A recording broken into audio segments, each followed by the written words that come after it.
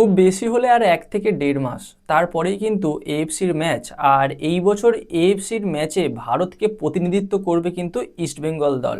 যদিও এফসি গোয়া আছে, তবুও এই বছর যেহেতু আইএসএল চ্যাম্পিয়ন হচ্ছে ইস্টবেঙ্গল দল, তাই ইস্টবেঙ্গল দলের ওপরেই ফোকাসটা বেশি থাকবে, যে কারণে অবশ্যই ইস্টবেঙ্গল দলকে অভিনন্দন জানাই। কিন্তু এই মুহূর্তে এই ইস্টবেঙ্গল দলটা হয়তো ভাঙনের পথে। কেন বলছি, কি বৃত্তান্ত, সবটাই এই ভিডিওতে আলোচনা করব। যেটুকু আপডেট এসেছে, যেটুকু সঠিক খবর এসেছে সবটাই জানাবো, এবং সেই সঙ্গে এই বছর আইএসএল কবে হবে, কখন হবে, আদেও হবে কি না সেই বিষয়ে কিন্তু একটা আপডেট বেরিয়ে এসেছে। যদি হয় কিভাবে হয় সবটাই আলোচনা সাপেক্ষে তোমাদের সামনে তুলে ধরতে চলেছে এই ভিডিওতে। ইম্পর্টেন্ট টপিক হতে চলেছে, অবশ্যই তোমরা ভিডিওটা শেষ পর্যন্ত দেখতে থাকো এবং ভিডিও শেষে তোমাদের কমেন্টের মাধ্যমে মতামতটা জানিয়ে দিয়েছো। তো চলো ভিডিওর মেন টপিকে যাওয়া যাক। তো প্রথমে কথা বলবো ইস্টবেঙ্গল দলকে নিয়ে। যখন ইস্টবেঙ্গল দলের শীর্ষকর্তা এবং ইমামির সঙ্গে বৈঠক হচ্ছে, মিটিং হচ্ছে, ঠিক সেই সময়তেই কিন্তু ইস্টবেঙ্গল দলের হেড কোচ, এই বছর ইস্টবেঙ্গল দলকে চ্যাম্পিয়ন করানো হেড কোচ অস্কার ব্রুজন, তিনি কিন্তু ইস্টবেঙ্গল দলকে বিদায় জানিয়ে দিলেন। মানে এটা পুরোপুরি নিশ্চিত হয়ে গেল যে ইস্টবেঙ্গল দলের কোচ কিন্তু আর অস্কার ব্রুজন থাকছে না। এটা প্রথম ধাক্কা ইস্টবেঙ্গল দলের জন্য, ইস্টবেঙ্গল সমর্থকদের জন্য। এবার দ্বিতীয় ধাক্কা এইটাই, যেটা শোনা যাচ্ছে যে ইমামিও হয়তো ইস্টবেঙ্গলের সঙ্গে যে জোট বেঁধেছিল সেই জোটটা কিন্তু ছাড়তে চলেছে, বা সেই জোটটা হয়তো তাদের ভেঙে যাচ্ছে। তাহলে কিন্তু ইস্টবেঙ্গল দলকে আবার নতুন কোনো ইনভেস্টর খুঁজতে হবে। আর এই মুহূর্তে ভারতীয় ফুটবলের যা অবস্থায় ইনভেস্টর পাওয়া কিন্তু প্রচুর মুশকিল। এবার কেন বললাম ভারতীয় ফুটবলের যা অবস্থা, সেটা কিন্তু ভিডিওর শেষের দিকে বলছি। সম্পূর্ণ ভিডিওটা তোমরা না দেখলে কিছুই বুঝতে পারবে না। তো এটা একটা টপিক বা পয়েন্ট গেল। এবার আর একটা খারাপ খবর, সেটা হলো মিগুয়েল ফিগুয়েরা। সে কিন্তু মানে তোমাদের আগে বলবো, তোমরা তার যে ইনস্টাগ্রাম অ্যাকাউন্টটা আছে বা আইডিটা আছে, সেই আইডিটা গিয়ে দেখে আসো। সেখান থেকে কিন্তু ইস্টবেঙ্গলের যত বায়ো ছিল সে কিন্তু উড়িয়ে দিয়েছে।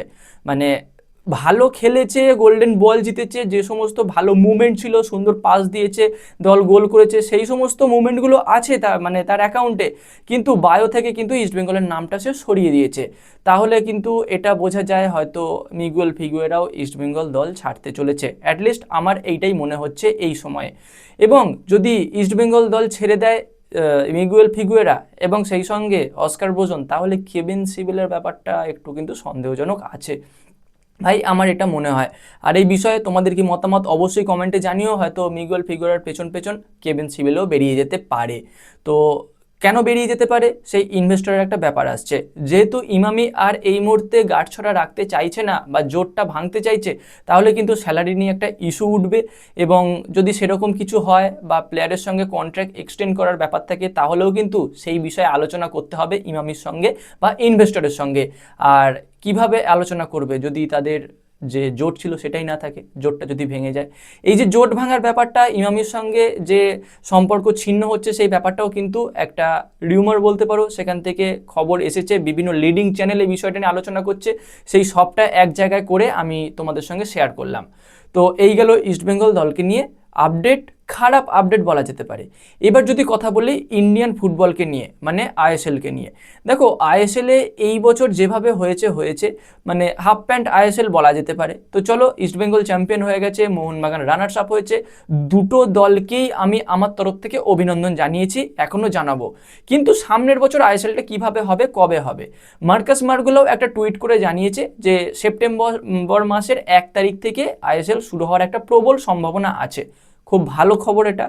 আর মার্কাসের খবর কিন্তু খুব একটা মিথ্যা বা ভুল হয় না।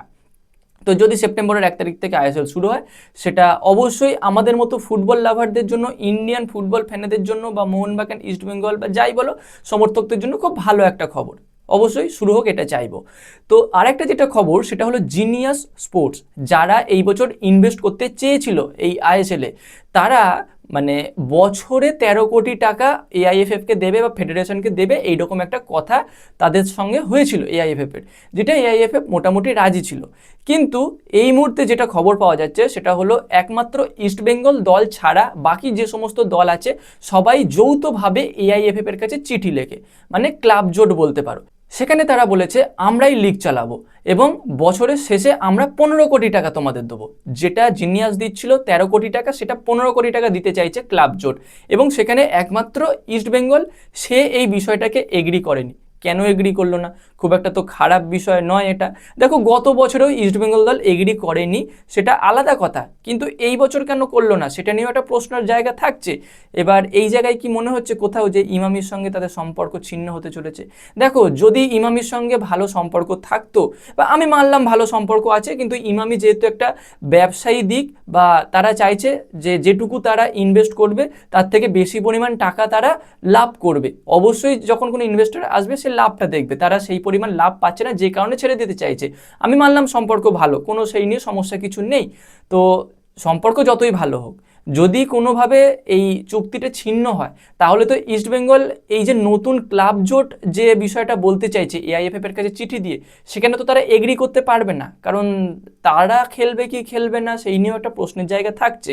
কিন্তু এখানেই হয়েছে মজা, যেটা হলো বিভিন্ন সাংবাদিক সম্মেলনে বা বিভিন্ন লিডিং চ্যানেল থেকে যেটা বুঝলাম, সেটা ইস্টবেঙ্গল দলের শীর্ষকতা দেবব্রত সরকার মহাশয় তিনি কিন্তু এই বিষয়টা জানিয়েছেন যে ইস্টবেঙ্গল আইএসএল খেলবে, নিজের দমে খেলবে। দেখো যদি ইস্টবেঙ্গল দল আইএসএল খেলে সত্যি আমি খুশি হব, কেননা একটা ডার্বির ব্যাপার থাকছে, আর ডার্বি দেখার মজাই আলাদা। আমি ভাই ফুটবল ফ্যান, ফুটবল দেখতে আমার ভালো লাগে, যে কারণে আমি জিনিসটা বললাম। হ্যাঁ ইস্টবেঙ্গল কেন খেলবে না, খেলুক, ইস্টবেঙ্গল খেলবে, মোহনবাগান খেলবে, মোহামেডান খেলবে। আবার শুনছি বা খবর পেলাম বা যাই বলো আপডেট পেলাম, ডায়মন্ড হারবার এফসি আসতে চলেছে আইএসএলে। তো যদি ডায়মন্ড হারবার এফসিও আসে, তাহলে বাংলা থেকে 4-4টে দল খেলবে। এর থেকে খুশির খবর বা এর থেকে বাংলার ফুটবলের জন্য আনন্দের কিছু হতে পারে না। তো মানে ব্যক্তিগতভাবে আমি এটাই মনে করি। তো যাই হোক, যদি ইস্টবেঙ্গল দলের সঙ্গে এই ইমামির চুক্তি শেষও হয়ে যায় বা তাদের সম্পর্ক শেষও হয়ে যায়, তারপরেও ইস্টবেঙ্গল নতুন কোনো ইনভেস্টার পাক, এটাই চাইবো। বা নিজের দমেও যদি ইস্টবেঙ্গল খেলে, যেটা দেবব্রত সরকার মহাশয় বলেছেন, সেটাও যদি হয় তাও ভালো। তো এই মুহূর্তে দাঁড়িয়ে আমাদের অপেক্ষা করতে হবে যে কি খবর আসে। দেখো প্রতিদিনই কোনো না কোনো খবর আসবে, আর প্রতিদিনই খবর পরিবর্তন হবে। আজকে এক খবর দেখলে কালকে এক, আরে ঘন্টায় ঘন্টায় ভাই খবর চেঞ্জ হচ্ছে, কত আপডেট দেবো। যাই হোক, আপাতত এইটুকু আপডেট সমস্ত জায়গা থেকে পেয়ে আমি এক জায়গায় করে তোমাদের সঙ্গে শেয়ার করলাম। তোমরা বিভিন্ন চ্যানেল দেখো আমি জানি, তো যারা দেখবে মানে সবটাই ঘেঁটে যাবে। আশা করি যেটা বললাম তোমাদের কিছুটা হলেও বুঝতে সুবিধা হলো। আপাতত এইটুকুই তোমাদের সঙ্গে শেয়ার করলাম। এর পরবর্তীতে আরও এরকম ভিডিও আসবে, সেই সমস্ত ভিডিওগুলো পেতে চাইলে অবশ্যই আমাদের চ্যানেলটাকে সাবস্ক্রাইব করে দিও, তার পাশের বেল আইকনটাকে অন করে দিও। তো গাইস এই ভিডিওতে এই পর্যন্তই, দেখা হচ্ছে পরবর্তী ভিডিওতে। Bye bye.